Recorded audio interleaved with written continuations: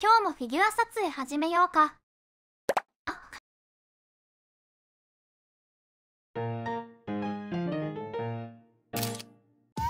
こんにちは、春日部つむぎです。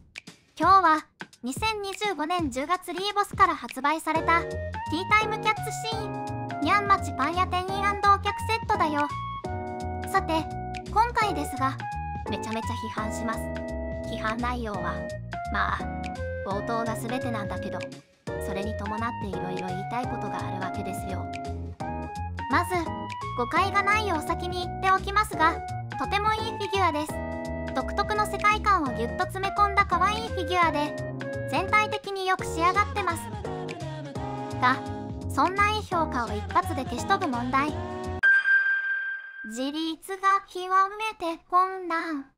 いや、立ってるじゃんって思うかもしれないけど、もたれかかるような感じにやってます。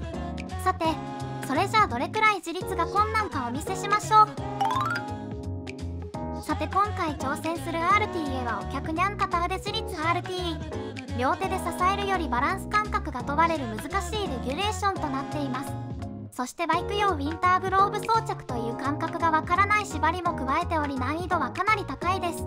地面の水平を測っていない側がすでに発生しているのですが、再走予定はありません。また、抵抗値の低い材質を使用しているため、次に RTA を走る人は材質も考慮した方が速くなると思います。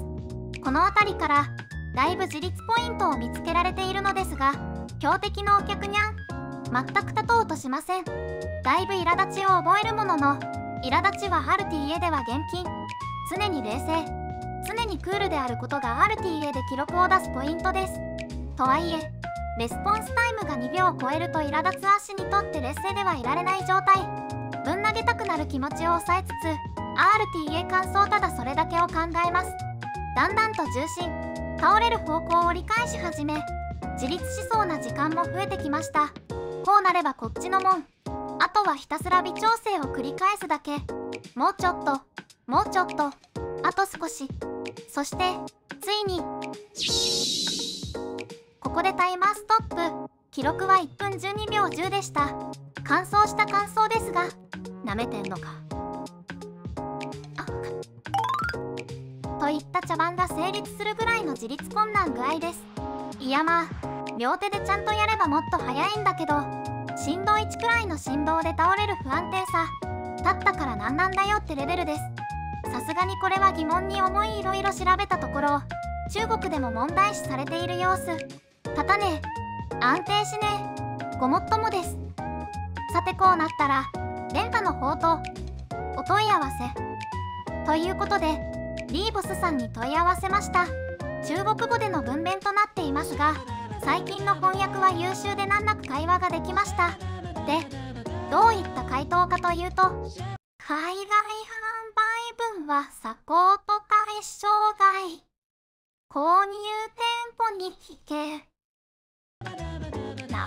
何を言ってるのかわからねえと思うが、足も何をされたのかわからなかった。頭がどうにかなりそうだった。現在対応検討中だとか、回答にお時間を要しますだとか、そんなチャチなもんじゃ断じてね。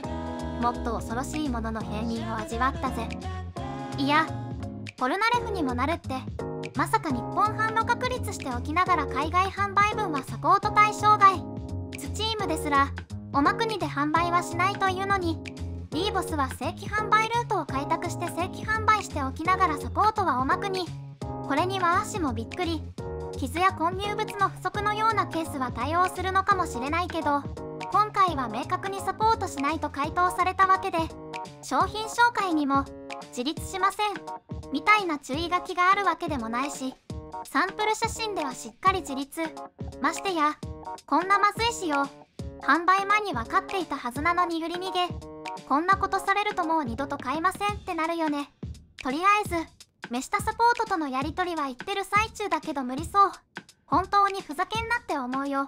中国側も正式なアナウンスが出ていないようで、世界的に対応しないってことかもしれないけど、もうアーシの中ではリーボス製品は絶対買わないって思ったね。可愛いフィギュアを作るメーカーなだけに本当に惜しい。でももこんな思いしたくないし、もうごめんなさい、さよならです。というわけで最初で最後のリーボス製フィギュアでした。また次も気が向いたら動画作ろうと思うので、よかったら見に来てください。あ、よかったら高評価やチャンネル登録とかしてくれると嬉しいかな。そして今回の件、みんなどう思ったかコメントもらえると嬉しいかな。写真はファンティアにまとめていて、ファンティアのアカウントがあれば誰でも見れるから、そちらもよければ概要欄のリンクから行ってみてね。それじゃあ機会があればまた別の動画で会おうね。リーボスマジで許さねえ。